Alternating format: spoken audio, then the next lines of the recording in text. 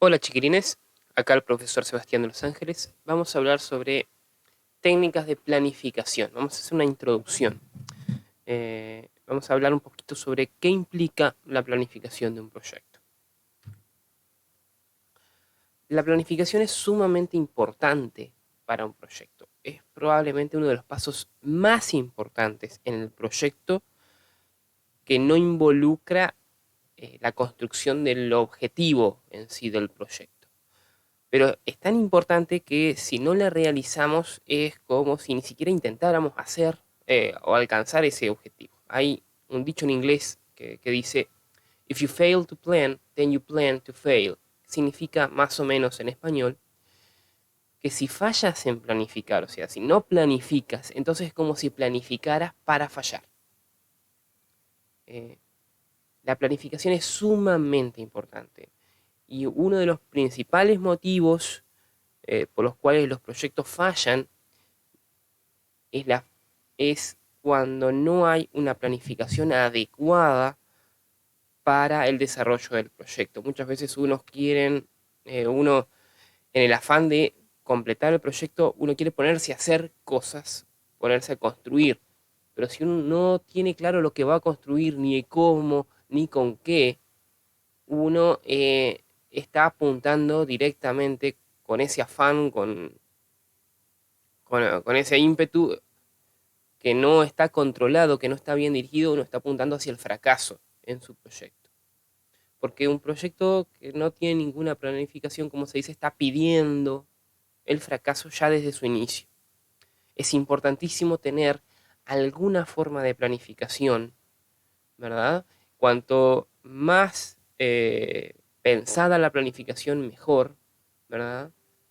Porque eso nos permite adaptarnos mejor, de hecho, y controlar mejor el avance del proyecto y poder prever situaciones inesperadas y enfrentarlas de la mejor manera. ¿Qué es la planificación? La planificación es básicamente buscar una combinación que sea lo más adecuada posible y lo más armoniosa posible entre los objetivos que se establecen en el proyecto, ¿verdad? Todo eso que nosotros queremos alcanzar con nuestro proyecto y los recursos disponibles para esto, implicando costes, limitaciones y restricciones. ¿Qué significa esto? Eh, Cuando yo hablo de objetivos y recursos, yo hablo de dos conceptos que muchas veces tienden a estar enfrentados unos a otros. ¿Ah? ¿Qué pasa? Cuando yo hablo de los objetivos, yo hablo de aspectos de la realidad que quiero alcanzar, de una realidad que yo quiero cambiar. Y los objetivos son exigentes, suelen ser múltiples, si no siempre son múltiples, y difíciles.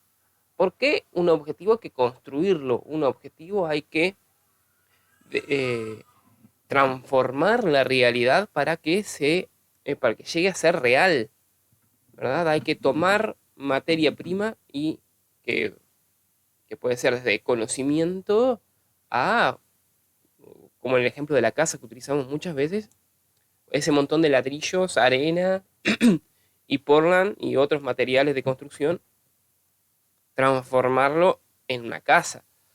Por lo tanto, tenemos todo un montón de trabajo, todo un montón de exigencias. Además, recordemos que tenemos requerimientos de calidad.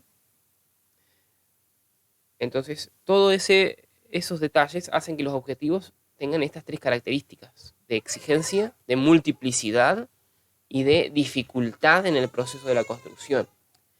Pero para poder lograr los objetivos, yo tengo que hacer un uso de recursos. Y los recursos, por su propia naturaleza, son limitados.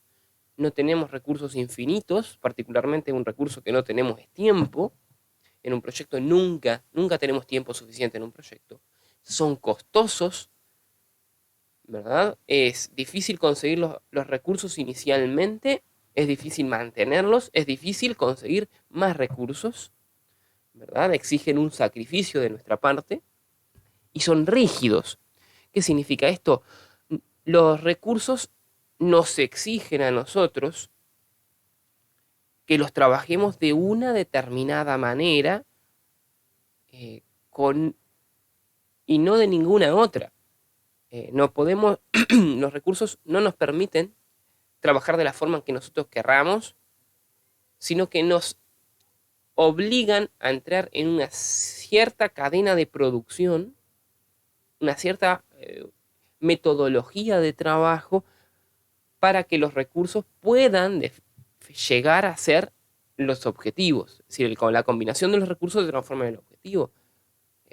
Y esto se aplica a todos los recursos, a los recursos materiales, se aplica a los recursos humanos, se aplica al recurso tiempo, ¿verdad? Todo exige un proceso, una forma de trabajar, un convencimiento para que alcance la forma que necesitamos para nuestro proyecto. En el caso de los recursos humanos, por ejemplo, muchas veces necesitamos formación, transformarnos, aprender lo suficiente como para que esos recursos humanos puedan ser útiles para el proyecto. Entonces, tenemos objetivos que son exigentes y recursos que son rígidos, y eso entra en conflicto, eso nos trae problemas, eso nos complica la vida.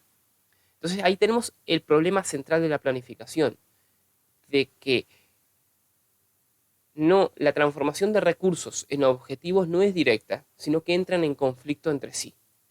Y ese conflicto es, de hecho, el desarrollo del proyecto. Por lo tanto, encontrar ese equilibrio armonioso entre objetivos y recursos es muy difícil y exige muchísimo trabajo.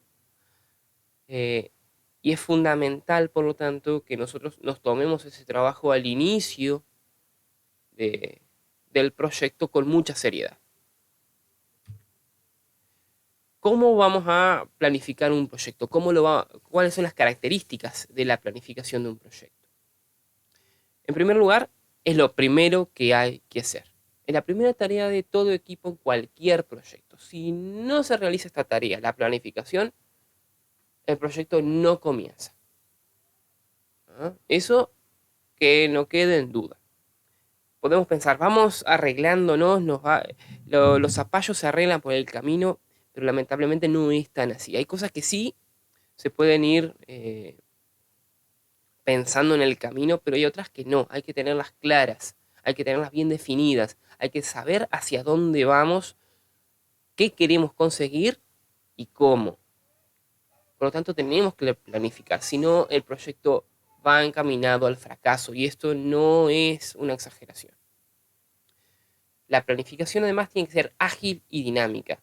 ¿Qué significa esto? Yo tengo que a menudo ir a la planificación, chequear y ver si lo que planificamos se ajusta a la realidad de mi proyecto. Porque la realidad que nos rodea va cambiando, van surgiendo nuevas cosas, van surgiendo nuevos problemas o nuevas oportunidades y mi planificación tiene que ajustarse constantemente para que represente esa realidad. A veces, muy pocas veces, lo que sucede es que justamente tengo que ajustar mi planificación para circunstancias buenas, pero por lo general es circunstancias malas que surgen, problemas que surgen, que me obligan a repensar mi planificación para poder ajustarme a los tiempos que tengo, con los recursos que tengo. Y finalmente esto significa que la planificación tiene que ser una herramienta para la toma de decisiones. Es una guía que yo voy a tener en cuenta para lograr mi objetivo. Pero no es el mapa definitivo de cómo yo voy a llegar a esos objetivos de mi proyecto. No es una profecía que yo tenga que cumplir punto por punto. No es una visión. O mejor dicho, sí, es una visión. Es decir, es un planteo de cómo deberían hacerse las cosas. Pero después en el camino del proyecto yo tengo que ir cambiando eso, ajustándolo, como dije, tiene que ser ágil y dinámica, tomando decisiones, ¿verdad? Para lograr el objetivo y eso implica cambios. Eh, el- lo que me va a dar la planificación, lo que me va a permitir obtener la planificación es una hoja de ruta que me va diciendo, tenemos que hacer esto, esto y esto, en este orden, y tenemos estos recursos. Sería bueno que se hiciera así.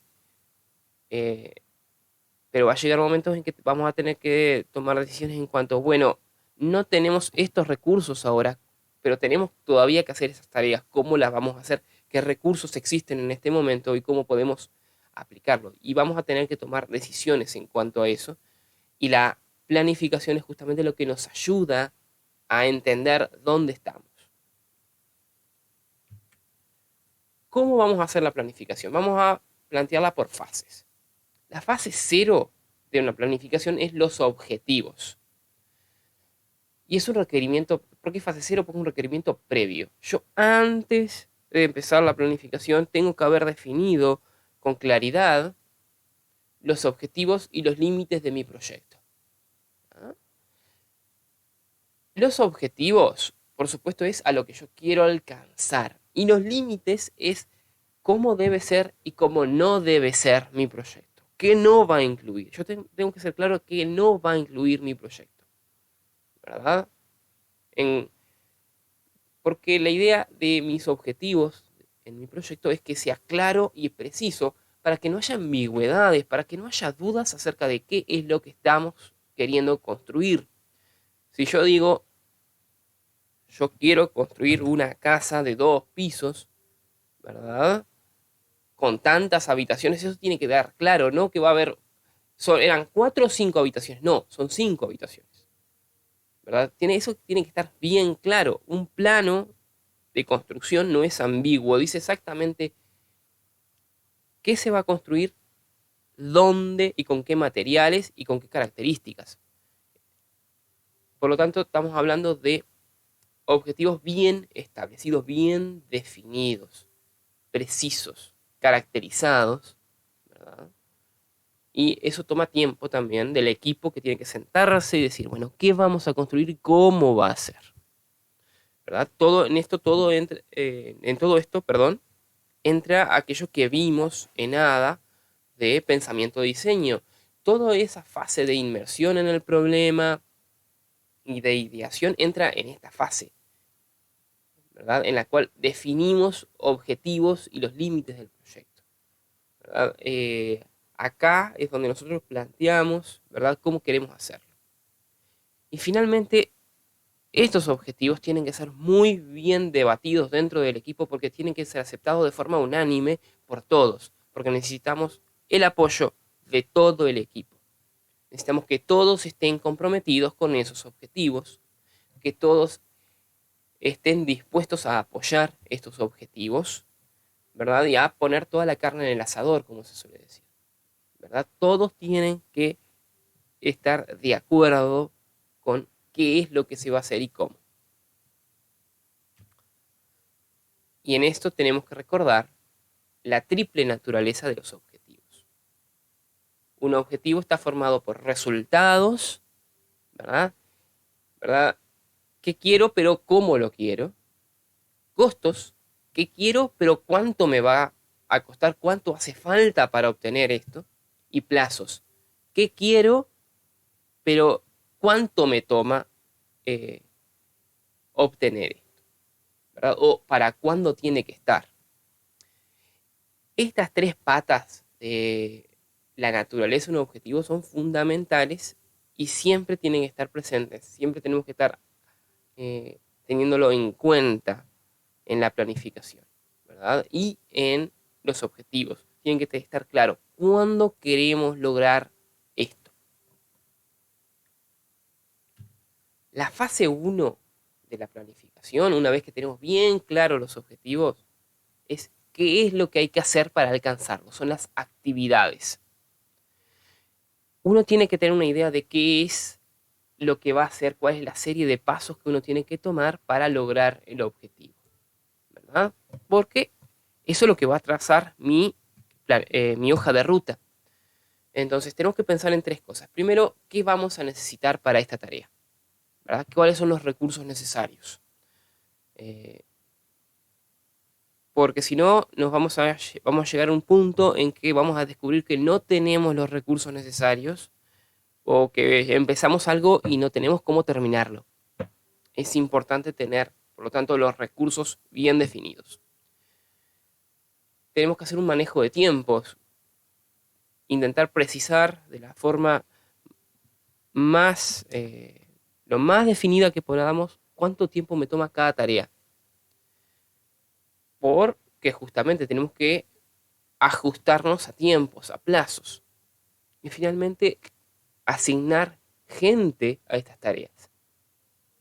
¿Quién se va a encargar de cada tarea? Esto tiene que definirse muy bien dentro del equipo y tiene que haber mucha responsabilidad en esto, ¿verdad? Tiene que haber responsables para cada tarea y esos responsables tienen que cumplir con esa tarea o si no todo el proyecto se va a pique, ¿verdad? Es importantísimo asignar tareas y que los responsables de cada tarea justamente se hagan responsables de ellas.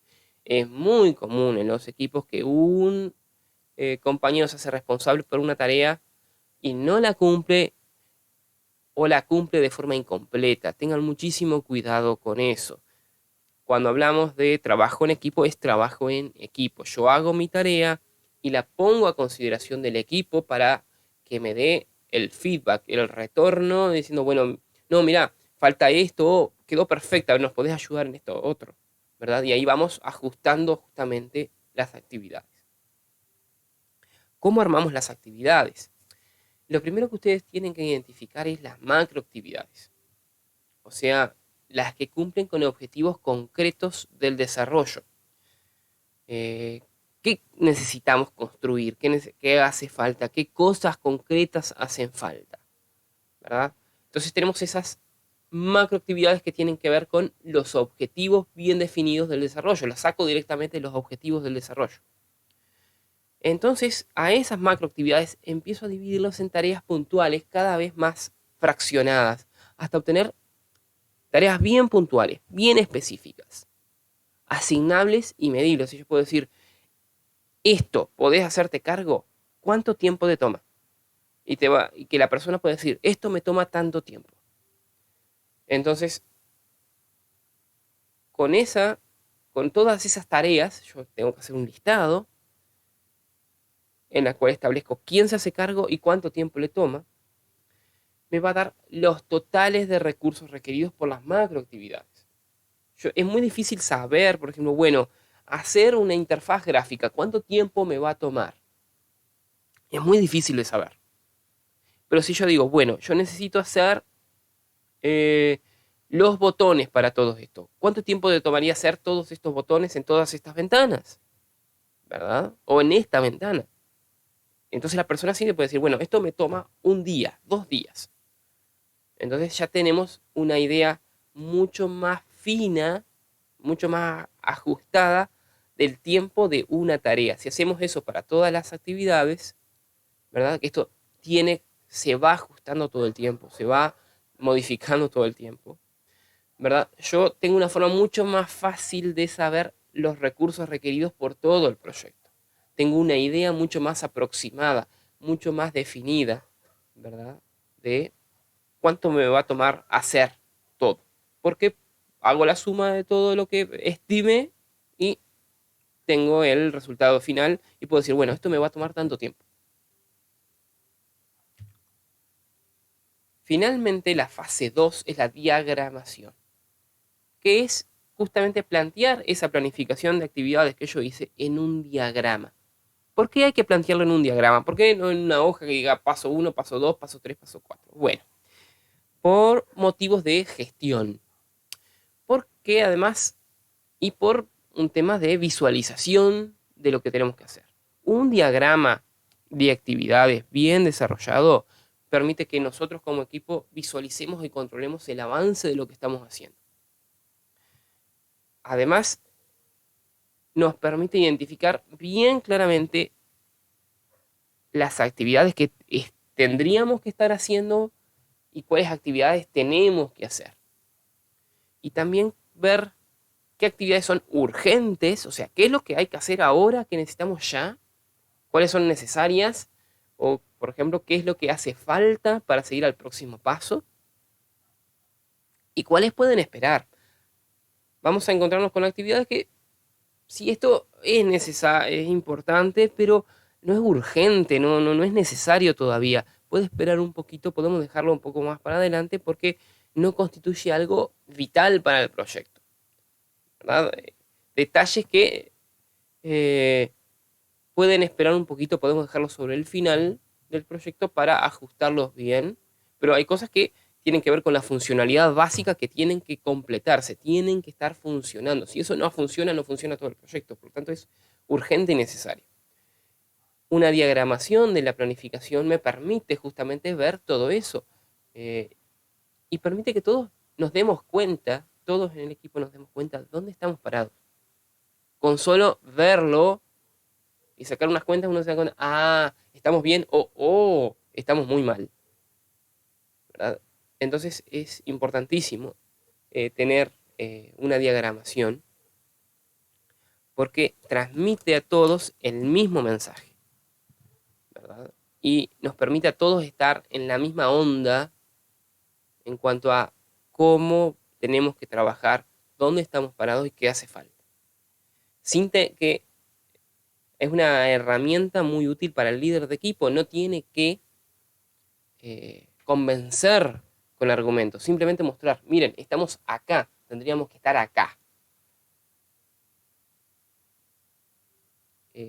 Es algo muy claro, muy visible, muy explícito en cuanto a para el equipo y de esa manera el equipo puede unirse más en la tarea porque puede ver claramente, no es un capricho del líder que tenemos que hacer esto, estamos atrasados. Hay dos tipos de diagramas que nosotros vamos a trabajar en este curso, hay más, pero hay dos que son los más utilizados.